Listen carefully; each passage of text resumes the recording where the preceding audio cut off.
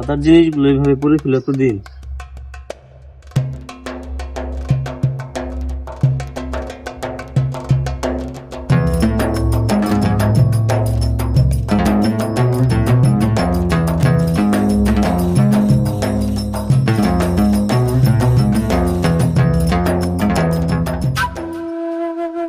কি রে এমন, তোর কি হয়েছে? তুই ঠিক আছোস?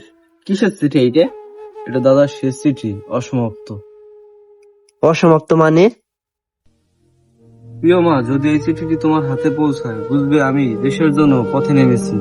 বেঁচে ফিরলে তোমাকে জড়িয়ে ধরবো, আর যদি না ফিরতে পারি তুমি আমার বাংলাদেশকে আঁকড়ে রেখো। এরপর আর কিছুই লেখা নাই, অস্পষ্ট, এজন্য এটা অসমাপ্ত। এইটাই আর কি কি আছে? বাংলাদেশে একটি পতাকা, দাদার কিছু পুরনো কাপড় চোপড় আর ভাঙা একটি ঘড়ি, যা সময় থেমে গেছে।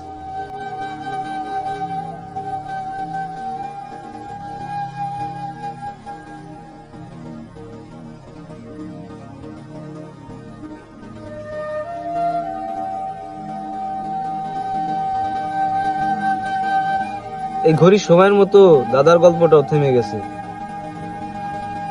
তারা দেশের জন্য যুদ্ধ করছে, আমরা দেশের জন্য কি করলাম? এপার বাংলা থেকে ওপার বাংলার যাতায়াত আজ পরাধীন, চক্রান্ত করে মানুষ মারার পরে আজকে আমরা স্বাধীন। স্বাধীনতা শুধু ইতিহাস না, এটা আমাদের দায়িত্ব। আমার দাদারা স্বাধীনতার জন্য কত যুদ্ধ করেছে, আর আমরা এখন কি করি? আচ্ছা, তোরা যুদ্ধ মানে কি বুঝোস? যুদ্ধ মানে গোলাগুলি করা, আর এক দেশের সাথে যুদ্ধ করা, এই তো যুদ্ধ। না, শুধু বন্দুক ধরাটাই যুদ্ধ না। অন্যায়ের বিরুদ্ধে রুখে দাঁড়ানো যুদ্ধ, ঘুষ না খাওয়া যুদ্ধ, অন্যায়ের প্রতিবাদ করা যুদ্ধ, দেশের কল্যাণ করা যুদ্ধ, দেশের সার্বভৌমত্ব রক্ষা করাটাও যুদ্ধ। শুধু অন্যের দেশের সাথে যুদ্ধ করাটা এটাই যুদ্ধ না। দেশের সার্বিক কল্যাণের জন্য যেটা করা হয় সেটাও যুদ্ধ। অন্যের প্রতি সম্মান রাখা, এটাও যুদ্ধ। বন্ধু, এইভাবে তো কোনোদিন ভাইবে দেখিনি। দাদার এই অসমাপ্ত গল্প অসমাপ্ত না, আমরা এই অসমাপ্ত গল্প শেষ করবো। আমরাই হব আগামীর বাংলাদেশ।